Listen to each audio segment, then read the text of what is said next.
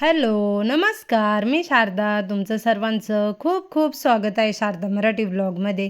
माझ्या सर्व ताई दादा मैत्रिणींना गुड मॉर्निंग. श्री स्वामी समर्थ. आजचा वार आहे मंगळवार आणि आज सकाळच्या नाश्त्यासाठी मस्तपैकी उडदाच्या डाळीचे मेदू वडे बनवायला घेतले. तर डाळ 1 तास आधी भिजत टाकली होती. अंघोळ झाली आणि लगेच डाळ भिजत टाकली. तर मस्त अशी डाळ भिजली आहे आणि आता इथे ती वाटून घेते. तर तेल तापायला ठेवलं आहे आणि चटणी बनवली आहे. इथे मी उडदाची डाळ वाटताना हिरवी मिरची घेतली होती, अद्रक घेतलं होतं, लसूण घेतला, जिरे घेतले होते मिक्सरला छान असे डाळीमध्येच बारीक करून घेतले आणि त्यामध्ये ना कोथिंबीर टाकली होती, चवीनुसार मीठ टाकलं, व्यवस्थित ते सर्व मिश्रण फेटाळून घेतलं आणि चाळणीवरती केलं. जे आपली चहा गाळायची चाळण असते ना तिच्यावरती हे मेदूवडे बनवले. तर खूप मस्त असे मेदूवडे झाले होते. आता सर्वांचा आमचा नाश्ता वगैरे झाला आणि हे गेले ऑफिसला. आज मी घरीच होते. आज काही मी ऑफिसला गेले नाही. दिवसभर पाऊस पण चालू होता आणि बाहेरचं वातावरण बघा किती मस्त असं वातावरण आहे. तर आमचा नाश्ता वगैरे झाला आणि किचन आवरल्यानंतर मग मी सर्व काही कपडे धुवून घेतले. तर आता आहे ना आज आहे ना माझा पूर्ण दिवस करणं, खाणं आणि पिणं याच्यामध्येच गेलं आहे. दुसरं काहीच काम करायला भेटलं नाही. तर आता आहे ना इथे माझे कपडे वगैरे धुवून झाले, मस्त वाळत टाकले. तर आत्ता मी बनवणार आहे बेसन पिठाचे लाडू. तर हे बघा फ्रीजमध्ये ना तूप ठेवलेलं होतं घरी बनवलेलं. मी आहे ना तूप घरीच बनवते, विकत तूप आणत नाही किंवा डालडा आहे ना तो सुद्धा वापरत नाही. तर इथे कढई घेतली आहे आणि त्याच्यामध्ये ना आता तूप टाकून घेते. 2-3 दिवस झालं मी बेसन पीठ पण दळलं आहे, घरीच चणा डाळ दळून बेसन पीठ तयार केलं आहे. जोपर्यंत आपण बेसन पीठ भाजतोय तोपर्यंत गॅस फुल करायची नाही, कमी गॅसवरतीच भाजायचं. तर आता आहे ना तूप तापतंय तोपर्यंत म्हटलं चला बाकीचे दुसरे काहीतरी कामं करून घेऊया. तर किचनवरती भांडे वगैरे घासून झाले. तर आज पूर्ण दिवस किचनमध्येच गेला आहे, म्हणजे दुसरं काही कामच नाही केलं. आणि मी आज ना ऑफिसला सुद्धा गेले नाही, आज घरीच होते. तर उद्यापासून जायला लागेल ऑफिसला, कारण मी गेले नाही ना का मग यांची एकट्याची पण खूप धावपळ होते. काल वटपौर्णिमा होती तर कालसुद्धा मी गेले नव्हते ऑफिसला आणि आज मंगळवार, आजसुद्धा गेले नाही. तर मंगळवारी तर खरं सांगायचं तर खूप गर्दी असते. तर मग म्हटलं ठीक आहे चला उद्यापासून आहे ना ऑफिसला जाईल.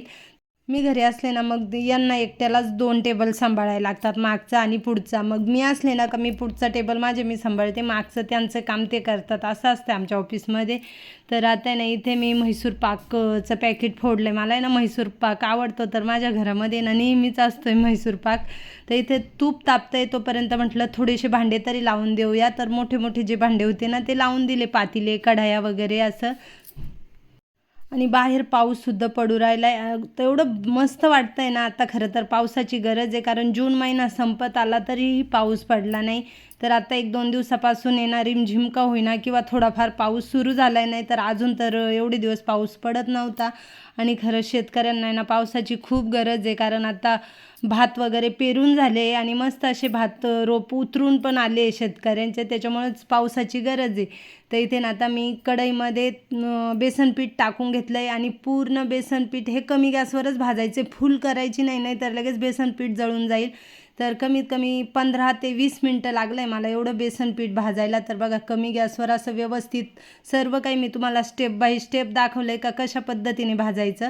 आणि मी जेव्हा काय असं भाजायचं वगैरे काम करते ना तेव्हा मला हीच कढई लागते, कारण हिच्यामध्ये ना खूप मस्त भाजल्या जातं आहे, तेवढं स्टीलच्या कढईमध्ये नाही. तर काही पदार्थ बेसन पिठाचे लाडू वगैरे भाजताना ना मी ह्याच कढईचा वापर करते. तर उद्या ना एवढं मस्त ती कढई घासून काढील, जरा खराबच झाली आहे. आता इथे मस्त बेसन पीठ भाजून झालं आहे, एका ताटामध्ये काढून घेते. गरम आहे तोपर्यंत तसंच ठेवायचं.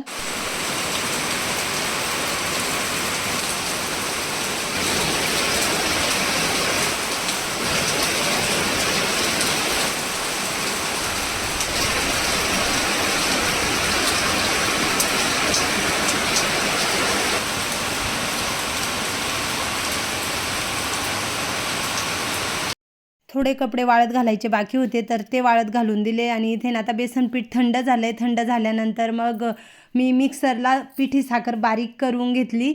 आता लाडू बनवायचे आहे तर वेलची पावडर आणि सुंठ पावडर टाकून घेतली, चारोळे टाकून घेतले आणि थोडंसं जायफळ किसून टाकले. खूप मस्त असा स्वाद येतो. तर मी दरवेळेस दिवाळीच्या वेळेससुद्धा अशाच पद्धतीने लाडू बनवते. आता व्यवस्थित इथे मिक्स करून घ्यायचं आहे. आणि एक सांगायचंच राहिलं, बेसन पीठ भाजायची शेवटची स्टेप होती ना, त्यावेळेस आपला नाश्त्याचा जो चमचा असतो ना, ते 2 चमचे मी दूध टाकलं होतं कढईमध्येच. त्याच्याने काय होतं का जे बेसन पीठ आहे ना, ते असं जाडसर होतं, म्हणजेच रवाळ रवाळ होतं. नाहीतर एकदमच बारीक असलं ना का मग काय होतं, ते लाडू आहे ना टाळूला चिटकतात. तर असं रवेदार लाडू तयार होतात ज्यावेळेस आपण दूध टाकतो त्यावेळेस. तर इथे ना आता व्यवस्थित मिक्स करून घेतलं आणि ज्यावेळेस बेसन पीठ गरम असते ना, त्याच वेळेस पिठी साखर टाकायची नाही, नाहीतर आहे ना ते पातळ होतंय. तर बघा अजून लाडू तयार करायला जरा वेळ आहे, कारण पातळ आहे ते मिश्रण. तर यांना मी फोन केला, म्हटलं जेवण करायला या. तर आता बाहेर तर खरं सांगायचं पाऊस पण चालू आहे, तर ते येऊ राहिले जेवण करायला. थोडासा पाऊस उघडल्यानंतर म्हणे येतो. तर मग म्हटलं चला मस्तपैकी ना नागलीच्या गरम गरम भाकरी आणि तव्यावरतीच बेसन बनवूया. तर खूप मस्त असं तव्यावरती बेसन लागतंय. तर तेच बनवलं. आता मुलांना तर भूक नव्हतं, सकाळी त्यांचा मेदूवडा खाऊन फुल पोट भरलं होतं. तर हे बघा बाहेर कसा पाऊस चालू आहे आणि इथे ना मी लगेच बेसन पिठाचे लाडूसुद्धा वळवून घेतले. तर बघा असे लाडू झाले आणि खूप मस्त असे लाडू झाले. मी दिवाळीच्या वेळेससुद्धा ह्याच पद्धतीने लाडू बनवते. तर बघा किती छान. तर आता ना जरा वेळ असेच ठेवते आणि निवांत मग भरून ठेवील. हे बघा दीदीचं आताच मिंत्रावरून एक पार्सल आले. आधी बघू शर्ट मागवलाय. कापड तर छान आहे आणि बटनांचा आहे, पिंक कलरचा आहे. कॉलेजमध्ये घालायला लागत होता तर तिने तो मागवलाय. तर मस्त आहे. आणि हा पण पिंकचा सगळा स्टॉक आहे. हा पण पिंक तिनं मागवले. काय पडलं? आणि हा बघा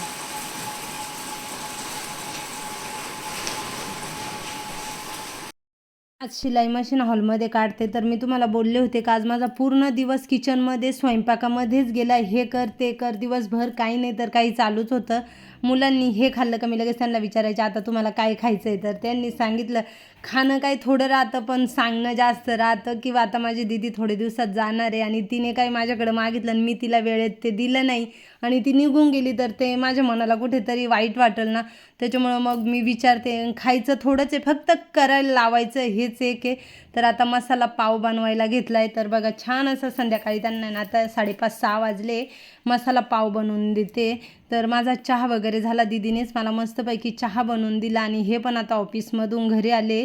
तर हे फ्रेश वगैरे झाले. तर मग म्हटलं चला आज ते पण दमले 2 दिवसापासून एकटेच ऑफिसमध्ये. तर मग म्हटलं ठीक आहे उद्यापासून आहे ना मी सुद्धा ऑफिसला येईल, काही टेन्शन घेऊ नका. तर इथे बघा मुलांना आता मसाले पाव खायला देते आणि हे लाडू भरून ठेवते. थंड पण झाले आणि व्यवस्थित बघा किती छान असे लाडू झाले. खूप मोठे पण नाही बनवले आणि खूप लहान पण नाही बनवले. मुलं काय करतात मग खायचा तेवढा खातात आणि शिल्लक राहिला का तो टाकून द्यायला लागतो. मग म्हटलं जरा लहानच बनवूया. तर आता इथे स्टीलच्या डब्यामध्ये भरून ठेवले. आता इथं माझी संध्याकाळची दिवाबत्ती झाली आहे. घरातल्या बाहेरच्या सर्व लाईटी वगैरे चालू करून दिल्या आहे आणि हे मुलं सर्वजण बसलेत हॉलमध्येच. तर मी म्हटलं चला आज आहे ना मशीन चालू तरी करूया. तर आधी आहे ना सर्वात आधी स्वच्छ पुसून घेते आणि खूप मस्त माझी मशीन आहे मेरिट कंपनीची. किती महिन्यांनी तिला वापरायला काढलं ना तरी कसला प्रॉब्लेम येत नाही किंवा दोरा तुटत नाही, काही नाही. खूप छान मशीन आहे. तर घेतली तर व्यवस्थितच घ्यायची आणि माझी ना ही फुल शटरची आहे, हाफ शटरची नाही आहे. तर मशीन जेव्हा घ्याल ना तेव्हा फुल शटरचीच घ्यायची. आणि मला आहे ना काही कपड्यांना म्हणजे कपडे किंवा ब्लाऊज असं काही शिवता येत नाही, फक्त स्टिप मारायचं काम करते. तर आता आहे ना इथे मशीनला तेल सोडून घेते. जे आपलं पॅरेशूट तेल आहे ना ते सोडते आहे. माझ्याकडे तेल जे मशीनचं आहे ना ते पण आहे, पण त्या बॉटलमध्ये ना यांनी दुसरंच कोणतं तरी तेल सोडलं आहे का जे शटरला किंवा दारांना वगैरे लावतात ना, लोखंडी दारांना गेटला, ते तेल त्यांनी भरून ठेवलं आहे. तर म्हटलं ठीक आहे चला उद्या आहे ना इथून दुसरी एक बॉटल आणील, म्हणजे तेलाचं बॉटल मिळते तर तीच घेऊन येईल. तर इथे ना आता पॅरेशूटचं तेल सोडते आणि माझ्याकडे जर तेल नसलं ना मशीनचं तर मी हे तेल वापरते, काही हरकत नाही. मशीनवरती थोडंफार तेल वगैरे पडलं होतं ते एकदा पुसून घेतलं आणि इथे ना म्हटलं चला आता कपड्यांना टीप तरी मारून घेऊया. तर ब्लाऊज तर नाही येत पण टीप वगैरे मारायला किंवा आपले गाऊन म्हणा, पर्कल म्हणा, बेडशीट वगैरे अशा काही वस्तूंना कपड्यांना टीप वगैरे मारायला छान आहे. तर तेच हे मला म्हणे का बघ ना किती दिवसांनी तू आज मशीन काढली. तर म्हटलं हो एवढ्या महिन्यांनी काढले, भरपूर महिन्यांनी काढले, माझ्या मते 5-6 महिन्यांनी काढले, पण आज एकही तिचा दोरा वगैरे तुटला नाही. तर चला आता थोडेफार कपड्यांना टीप मारली. स्वयंपाक झाला. आता जेवणं वगैरे झाले आणि म्हटलं चला आता ना भांडे घासून घेऊया. दुपारपासूनचे भांडे ठेवले होते. तर काय झालं मी म्हटलं चहा पाणी झालं ना का भांडे घासून घेईल, पण मला बसल्या बसल्या ना अचानकच झोप लागून गेली. तर मग मला दीदी आधीने पण काही उठवलं नव्हतं. तर मग दुपारपासूनचे सर्व काही भांडे होते, भांडे घासले आणि बघा किती मस्त असं आवरून झालं आहे किचन. आणि ॲप्रन घातलं ना का काय होतं आहे, साडी म्हणा किंवा जे काही ड्रेस वगैरे आपण घालतो ना, तर ते ओले होती नाही किंवा खराब पण होती नाही. नाहीतर असे भांडे घासायच्या वेळेस आहे ना पुढची बाजू पूर्ण खराब होऊन जाते. तर इथे ना माझं सर्व किचन वगैरे व्यवस्थित आवरून झालं आहे.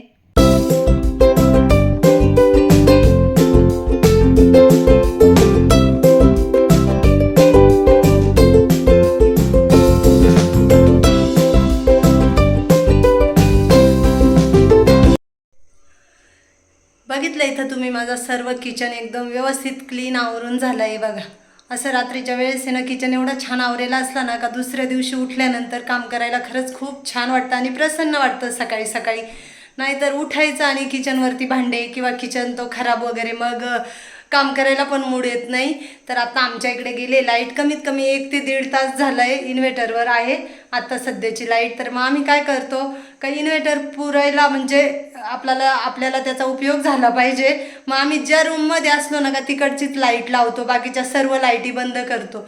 तर आता मी किचनमध्ये होते, किचनमधले भांडे वगैरे घासत होते, तोपर्यंत लाईट चालू होती. आता हॉलमध्ये गेलो का इकडची लाईट बंद करू. आणि चला आता बाहेरचे कपडे पण आणले, ते काही वाळत घातले घरामध्ये. पाऊस सुरू झाला आहे आज, तर भरपूर पाऊस पडला, म्हणजे मध्येच ऊन मध्येच पाऊस असं करून. तर आता हे गेले बाहेरचे लाईटींचे बटणं वगैरे बंद करायला. बघा किती अंधार आहे.